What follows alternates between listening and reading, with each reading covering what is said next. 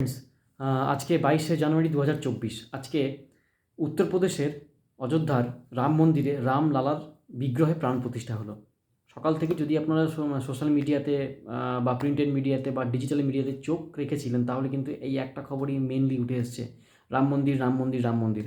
কিন্তু এই রাম মন্দির সম্পর্কে এমন অনেক অবাক করা তথ্য আছে বা এমন অনেক ইন্টারেস্টিং ফ্যাক্টস আছে, যেগুলো আপনাদের জেনে রাখা দরকার, বা জানলে আপনারা চমকে যেতে পারেন, অবাক হয়ে যেতে পারেন। যেমন খরচা। এই রাম মন্দির তৈরি করতে খরচা হয়েছে আনুমানিক 1800 কোটি টাকা। একদম ঠিক শুনেছেন। আর এই রাম মন্দিরটি কিন্তু অবস্থিত প্রায় 71 একর জায়গা জুড়ে।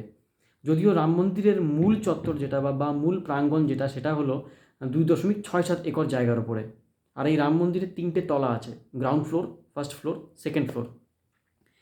এই 3টে তলা মিলিয়ে রাম মন্দিরটি লম্বায় প্রায় মোটামুটি 161 ফুট, আর চওড়াতে এই রাম মন্দির মোটামুটি 250 ফুট। এই রাম মন্দির তৈরিতে কোনো রকম লোহা বা কোনো রকম ইস্পাতের কিন্তু ব্যবহার হয়নি। পুরো মন্দিরটাই তৈরি করা হয়েছে গ্রানাইট পাথর, মার্বেল পাথর, এই রকম পদার্থ দিয়ে। অর্থাৎ প্রাচীনকালে যেরকমভাবে মন্দির তৈরি করা হতো, সেই ধাঁচে মন্দিরটিকে তৈরি করা হয়েছে। এই মন্দিরটিকে সাপোর্ট দিয়ে আছে 390টা বা মতান্তরে 392টা পিলার, এবং প্রত্যেকটা পিলার কিন্তু সুন্দর সুন্দর নকশায় সুসজ্জিত। এবং সবথেকে মজার ব্যাপার হলো, এই প্রত্যেকটা পিলারকে কিন্তু এক একজন নির্দিষ্ট শিল্পী নকশাটা প্রদান করেছেন, যাতে পিলারটার যে নকশা আছে সেই নকশাটা যাতে ইউনিফর্মিটি মেনটেন হয়। এই জন্য কিন্তু একটা পিলারে দুজন শিল্পী মিলে কাজ করেননি, একটা পিলারে একজন শিল্পী কাজ করেছেন। এই মন্দিরটিতে, অর্থাৎ এই রাম মন্দিরটিতে যে 71 একর জায়গা আছে, তার মধ্যে কিন্তু প্রায় 70% জায়গা ফাঁকা বা গ্রিন জোন যাকে বলা হচ্ছে। এবং এই মন্দিরটি কিন্তু পরিবেশ বান্ধবভাবেই তৈরি করার চেষ্টা করা হয়েছে, যেখানে জল সংরক্ষণ, যেখানে পরিবেশ সংরক্ষণের ব্যাপারগুলোকে মাথার মধ্যে রাখা হয়েছে। এই মন্দিরটিতে একটা বিশেষ ব্যাপার হলো, এই মন্দিরটিতে একটা পিলগ্রিমেজ ফেসিলিটি সেন্টার তৈরি করা হয়েছে। এই সেন্টারে যারা দর্শনার্থী আছেন, যারা বাইরে থেকে পর্যটক এসছেন, তারা কিন্তু নানা রকম সুযোগ সুবিধা পাবেন, ইনক্লুডিং মেডিকেল ফেসিলিটি।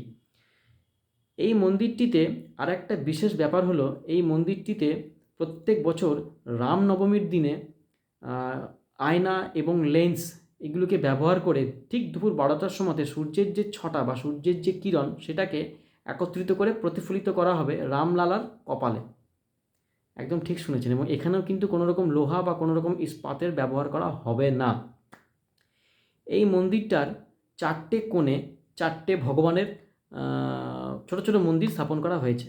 যেমন সূর্য মন্দির, যেমন ভগবতী দেবী মন্দির, যেমন গণেশের মন্দির এবং শিব মন্দির। এবং উত্তর দিকে ও দক্ষিণ দিকে আছে যথাক্রমে অন্নপূর্ণা মন্দির এবং হনুমান মন্দির। আরও একটা বড় ব্যাপার হলো, এই মন্দিরটিতে কিন্তু লিফট এবং র্যাম্পের ব্যবস্থা থাকবে। যারা বয়স্ক দর্শনার্থী আছেন, তীর্থ করতে এসেছেন, তাদের কথা এবং প্রতিবন্ধীদের কথা মাথায় রেখে। কত সুন্দর সুন্দর ফ্যাক্টস আছে না এই রাম মন্দিরে।